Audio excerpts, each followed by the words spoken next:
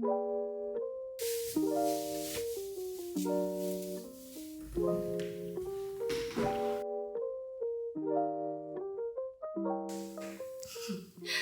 사실 이미 출근 한 번 하고 왔어요. 그래서 원래 그 애들 티칭하고 그 학교 짐 가서 좀 운동을 하고 올까 하다가 제가 이상하게 공복 운동이 되게 안 맞더라고요. 공복 운동을 하면 몸에 힘이 하나도 없어서 그런지 힘도 안 나고 하루 종일 너무 힘들어요. 그러니까 제 에너지 자체가 많지 않은 사람이어서 그런 건지 그래서 아침에 좀 운동하는 걸 되게 어려워하긴 하는데 그래도 들렸다 올까 하다가 그냥 집으로 왔습니다. 오늘은 뭘 해 먹을 거냐면 아보카도 샌드위치를 해 먹어볼까 해요. 밥을 먹어봅시다.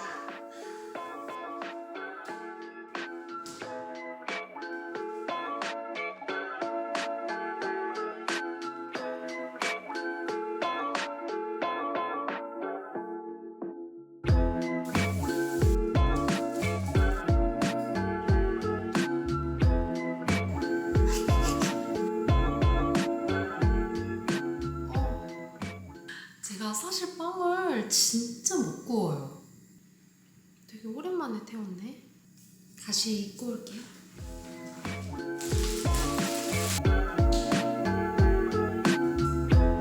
이거는 제가 만든 스무디거든요. 색깔 진짜 예쁘죠? 제가 눅눅한 빵을 안 좋아해가지고 이렇게 커트러리를 놓고 그 위에 올려놓으면 안 눅눅해져요.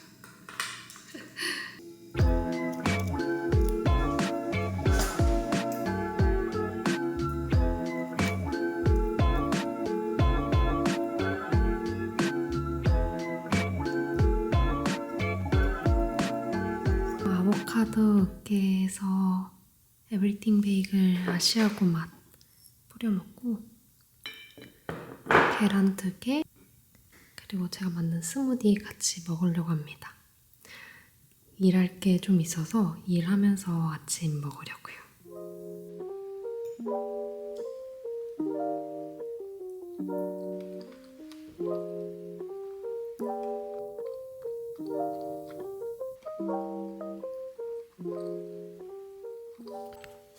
여러분, 제가 왜 카메라를 켰냐면요. 하나 여러분하고 나누고 싶은 게 있어서 카메라를 켰어요. 제가 학회에 갔다가 있으니까 그런 말을 하더라고요.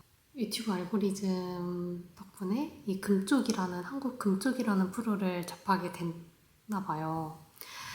근데 사실 저는 그런 백그라운드에 많이 익숙하기도 하고 제 전공 분야가 사회과학이다 보니까 아동들의 생활 환경 그리고 부모 그런 거에 대한 이해가 좀 당연하게 여기면서 살아왔었어요.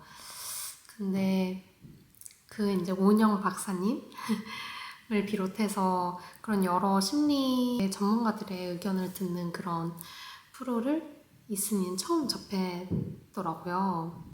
그걸 보면서 좀 개인적으로 드는 생각들이 많이 있었고 그걸 저하고 쉐어하는 과정에서 본인의 의지와는 상관없이 겪어야 되는 그런 어려운 아이들 그런 아이들에게 조금이라도 힘을 보탰으면 좋겠다. 어떤 방법이 있을까 이러더라고요. 그래서 저희가 초록산 어린이재단에 기부를 시작하려고 합니다.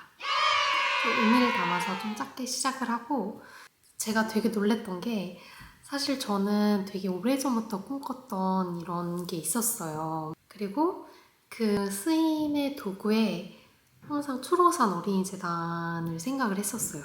초록산 어린이재단이 도움이 필요한 국내 해외 아이들에게 연결해주고 필요한 니즈를 파악을 해서 일정의 금액이나 물품이나 서비스들을 전달해주는 역할을 하고 있잖아요. 그래서 얼마나 고마워요. 제가 이제 이 NGO 쪽 공부도 되게 제 개인적으로 되게 오래 했었어요.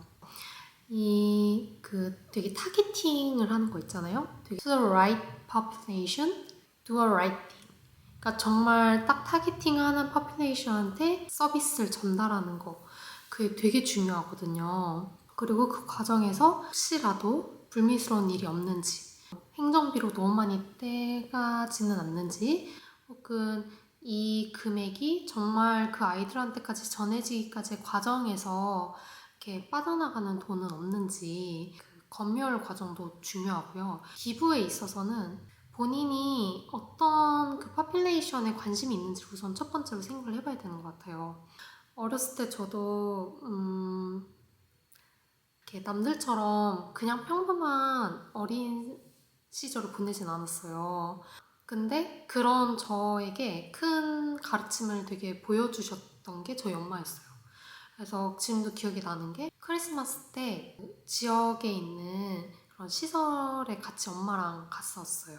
거기서 일하시는 분들이랑 그냥 이야기하다 오시고 너무 애쓰신다, 감사하다 이러고 그냥 오셨거든요. 자연스럽게 배웠던 것 같아요. 제가 그래서 이번에 놀랬던 게 제이슨이 했던 말이었어요. 본인이 아무리 잘 살고 싶어 하고 본인이 아무런 잘못을 저지르지 않았어도 사람들의 인생에 본인이 원하지 않는, 본인의 의지와는 다르게 겪어야 되는 아픔들이 있다. 근데 그게 어린 아이들이 겪기에는 너무 힘든 아픔들이 있는 것 같다. 근데 저도 어렸을 때 그런 생각을 했었어요. 아무리 방어운전을 해도 저희가 막지 못하는 사고들이 있잖아요. 근데 저희의 인생도 좀 그렇다고 생각을 해봤었어요. 그래서 더욱더 이 아이들한테 좀 많이 초점이 갔던 것 같아요. Diverse Childhood Experience라고 하죠. 그 diverse, 그리고 parents death, 뭐 이런 다양한 것들 있잖아요. 본인의 그런 사건, 사고가 있을 수도 있고. 저는 그런 일을 그러니까 본인의 의지와는 다르게 그런 일을 겪어야 했던 아이들에게 조금이라도 좋은 기억을 주는 것에 대한 마음이 항상 있어요. 아까 했던 이야기를 돌아가자면 기부 단체를 정할 때 내가 이제 마음을 흘리고 싶은 그 파퓰레이션을 어디가 이제 전문적으로 하는지를 보는 것이 되게 중요하고요. 돈이나 현물이나 현금이나 서비스가 어떤 형식으로 전달이 되는지, 매년 이런 정기보고를 하고 있는지, 공시를 하고 있는지, 이런 등등. 기부는 공부를 하셔야 돼요. 물론 좋은 마음을 하는 거는 맞지만 기부자의 입장에서 알아보고 하는 거는 전 좋은 자세라고 생각을 합니다. 그래서 기부 단체를 생각을 하실 때 꼼꼼하게 알아보시고, 저는 왜 초록우산을 선택을 했는지는 제가 조금 나중에 기회가 되면 좀 자세하게 다뤄보도록 하고요. 나는 아직 PhD 스튜던트니까 나는 아직 여유가 없으니까 라고 계속 조금 합리화를 하면서 미루었던 것 같아요. 근데 생각해보니까 사실 여유가 내가 언제 있었나. 물론 이제 한국에 있을 때 회사 다니고 내가 내 돈 벌고 이럴 때는 여유가 지금보다는 경제적으로 있었겠지만 항상 마음의 여유를 준비하는 거는 그냥 그 돈의 액수가 아니었던 것 같아요. 많이 여유롭지 않거든요, 올해. 되게 여유롭진 않지만 또 못 살 정도는 아니에요. 그러면 왜 올해 시작이 안 될까? 그럼 올해부터 해보자 라는 생각으로 올해 연말부터 시작을 해보려고 합니다. 그 한국에서 그런 게 있잖아요. 연말이니까 이제 기부하는 거 어떠세요? 이런 공익광고도 많이 나오고 하는데 사실 이게 시즌성을 타는 건 있어요. 기부라는 게 어쩔 수 없는 것 같아요.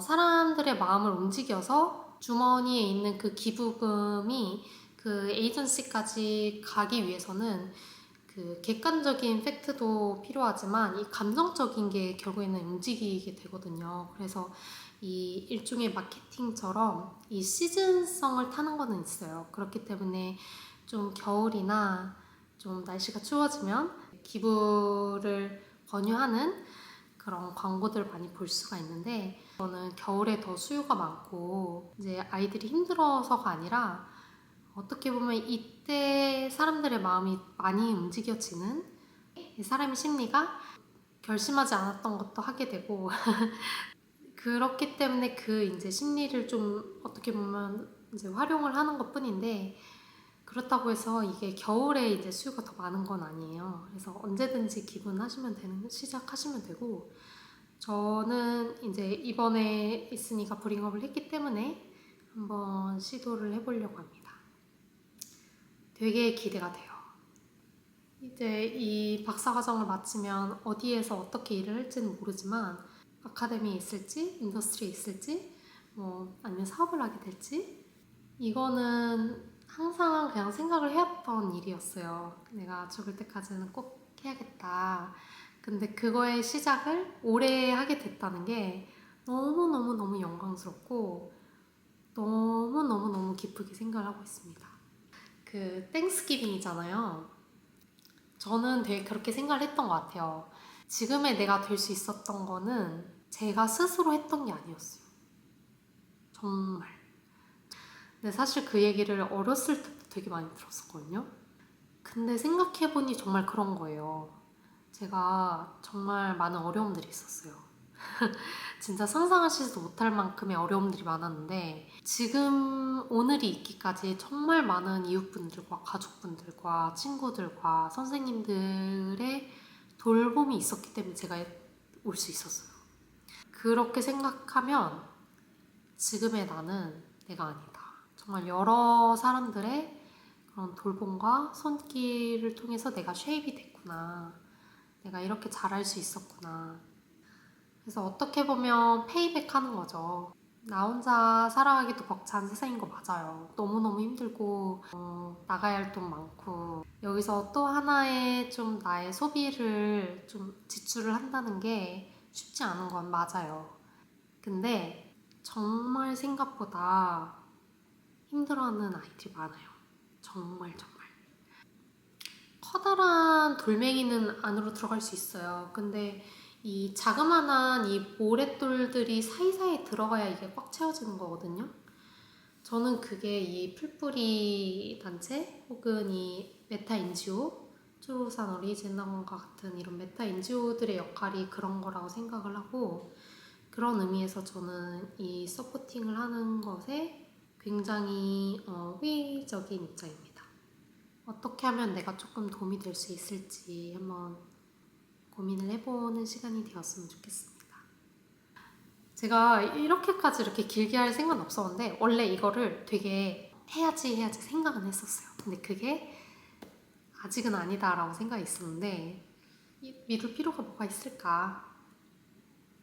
그리고 저도 이번에 이제 시작하는 만큼 같이 이 경험을 나눠봐야겠다라는 생각에서 카메라를 켰고요.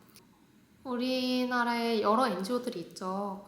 여기 초록산 어린이재단처럼 다양한 NGO들이 있어요. 그래서 한번 관심 있게 보시고 정기 기부는 조금 부담이 된다라고 하시면 일시 기부도 있으니까 좀 그런 옵션도 생각을 해보시고 너무 이렇게 스캡티즘적으로만 바라보시지 마시고 한번 공부를 해보셨으면 좋겠어요. 기부단체에 대해서. 맞다. 그리고 이게 이제 그 기부의 온전한 동기가 되어서는 안 되겠지만 이 기부금은 이제 세액공제 혜택도 굉장히 커요. 그래서 어쨌든 국내에 계신 구독자분들이라면 대한민국의 그 세액공제도 잘 혜택을 누리셨으면 좋겠습니다. NGO 기부단체에 대해서 공부할 수 있는, 그러니까 알아볼 수 있는 몇 가지 툴이 있는데 저 같은 경우는 예를 들면 이렇게 여기는 그 Child Fund Korea예요. 그래서 애뉴얼 리포트를 내거든요. 그래서 제가 한번 2023년도 걸 눌러볼게요. 그러면 이렇게 뜨고 제가 말했던 게 이거였어요. Financial Statement. 그러니까 연간 그 재정 보고거든요. 그 기부자들이 이걸 굉장히 많이 관심을 가질 거예요. 내가 10,000원을 내면 10,000원이 아이들한테 가냐. 그런 것들에 대한 궁금증이 있으시면 이 기관에 연락을 해서 문의를 하시잖아요. 그러면 정말 자세하고 친절하게 알려주시거든요. 이 수입과 지출이 따로 표기가 돼 있잖아요. 그래서 이 정도의 수입이 들어왔고 이 정도의 지출이 쓰였다. 그래서 여기 보면은 domestic 그리고 overseas program expense가 어느 정도인지 87%가 사용이 됐네요. 그리고 fundraising, TV든 라디오든 뭘로든 광고를 해야 사람들, 더 많은 사람들한테 도움이 필요하다는 걸 알리고 또 그 모금을 가져오잖아요. 그래서 그거에 대한 익스펜스가 발생을 할 수밖에 없습니다. 이거는 구조적으로.